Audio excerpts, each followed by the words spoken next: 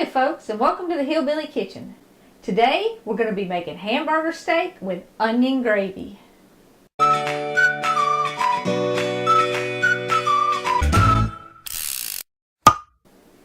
if you order this in a restaurant, it's probably going to be called chop steak. And when a hillbilly woman asks you if you're hungry and says I can make you a hamburger steak, what she really means is I can make you a hamburger but I ain't got no buns.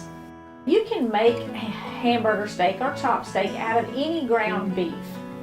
My preference for a hamburger steak is ground round, which is 85-15, 85% lean, 15% fat. I use ground chuck for it a lot, and I really don't like the ground sirloin because it is too lean and too dry, and the flavor is not as good as the chuck or the round. So anyway, the basic ingredients is you need ground beef and onions. And you don't even necessarily have to have the onions if you don't want it with sauteed onions or onion gravy. You can just make a hamburger steak and season it how you want it. Maybe serve it with a big baked potato. But if you want to do the onion gravy, of course you have to have the onions. You need a couple tablespoons of flour, and I'm only doing 2, so I just have a cup of milk. If you're going to do for a big crowd, you're going to need more milk, obviously, and more flour.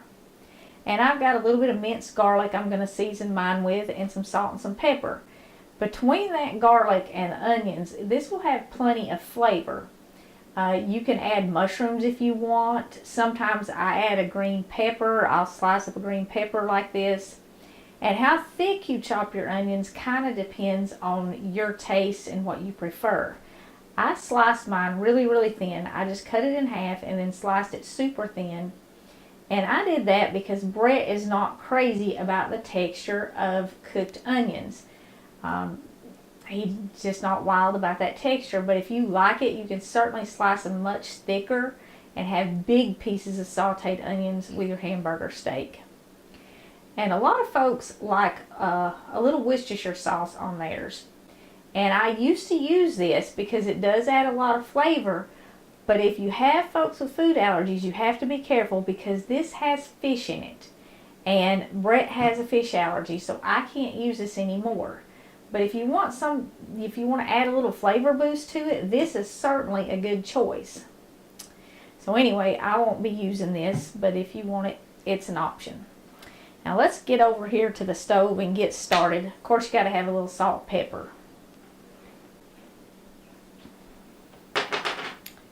Now I've already got my skillet on medium. And before I even put these in the pan, I'm going to put a little salt and a little pepper on the bottom. And when I put these in there, I'm going to flip them upside down because I want to get a little flavor on this meat as it starts to cook. And you do want to have your skillet hot before you put your meat in.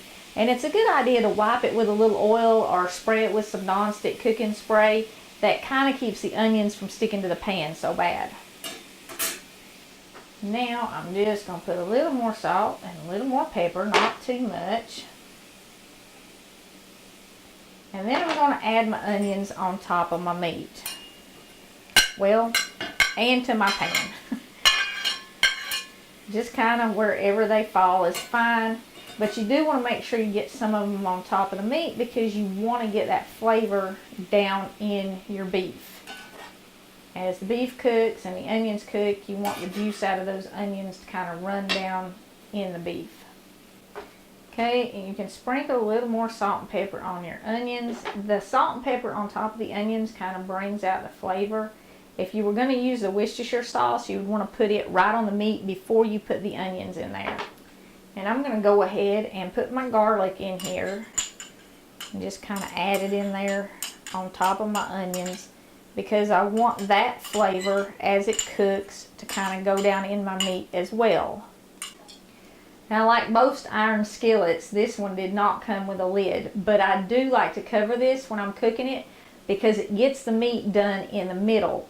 When I do a hamburger steak, I use at least 8 ounces of meat per hamburger steak because it's, that is the meat for the meal, And you want it a little thicker. You don't want like a real thin hamburger patty. That does not make a good hamburger steak. And if you cook this half pound of meat long enough to get it done in the middle, it's going to be burned on the outside if you don't use a lid. And that also helps that steam from the onions and the juice from the onions kind of get down in your meat. So I do cover it when I start cooking it, and I just let it cook until it's pretty close to done before I flip it and before I knock the rest of my onions down in my pan and brown them. Okay, this has only been cooking about 10 minutes. But because we had the lid on it, you can see the meat is already almost done. It's turned colors. Of course, maybe you can see that for all the steam. So what I'm going to do now is I'm going to kind of knock my onions in my pan. This meat is not done. I mean, it's still soft, very soft in the middle. Give it a little squeeze there because it's starting to puff up. If you weren't cooking it with a lid on it, it wouldn't really puff up like that. But because I have the lid on it, I don't want it getting super thick. Okay, now at this point, I'm going to put my lid right back on it, and I'm going to let it cook for about another 10 minutes because I want to brown the other side, and I want to make sure it's done all the way through the middle. And I want to get my onions good and done.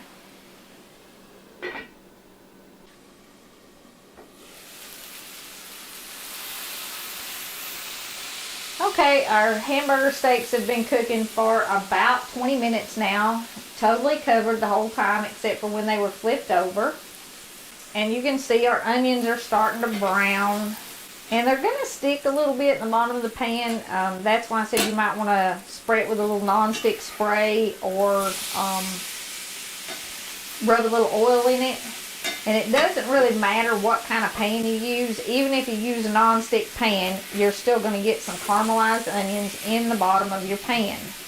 At this point, the meat's pretty much done. And the onions are pretty tender.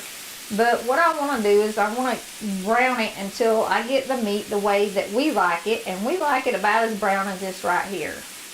Now, if you don't like it that brown, you can certainly take it out now. How you test it to see if it's done is you take your spatula right in the center and kind of cut a hole and then squeeze it. And the grease or the liquid that comes out should be clear. If you have pink coming out of that, it is not done. Now, if you don't like your meat well done, then you obviously would want to stop it quite a while before this. But be careful with hamburger meat because it can make you really sick. You want to make sure you scrape all this brown stuff off of your spatula because that's going to give your gravy a lot of flavor. I mean, that's not burned or bad or anything. All that stuff that's sticking in the bottom of your pan, that's the goodness, and you want that. Okay, and these are pretty much done now. I mean, they're even done enough for us. And you can serve your hamburger steak just like that without anything at all on it. Or you can serve it with just the sauteed onions on it. Just pile these onions on top of it and serve it like that. Or you can make the gravy, and we're kind of going to take it all the way so you can see how it looks no matter how you want to serve it. Let's see, I'm going to turn this pan down just a little bit.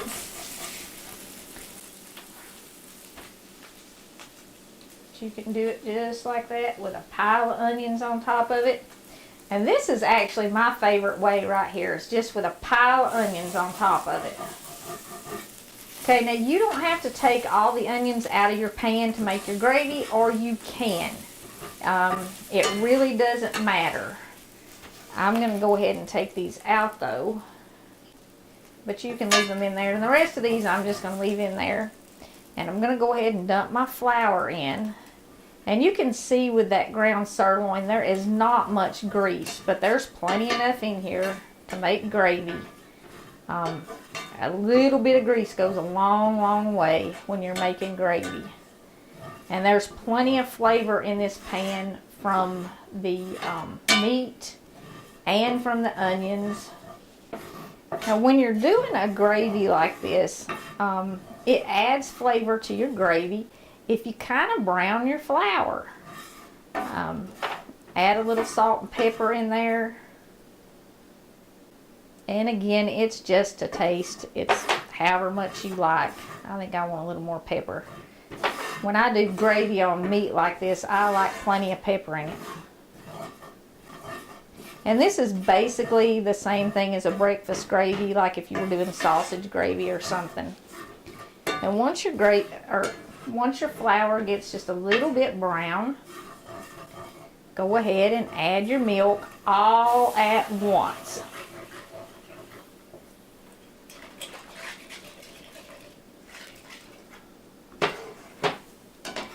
You can use a whisk in this if you want to.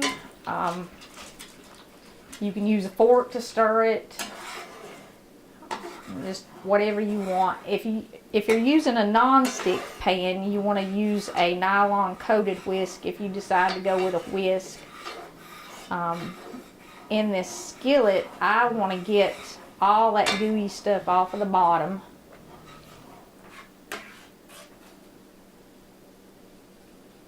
Okay, once you've got your gravy to the consistency that you want it, you do want to move your pan off of the stove eye. Because if you leave this pan on the stove eye, your gravy is going to continue to get thicker. Okay, now like I said, you can serve these just like this with all these delicious sauteed onions on it. Or you can add the gravy to it, and you don't even have to have the sauteed onions. A lot of times when we were kids, Granny just fry them up, just the hamburger. And I do that a lot too.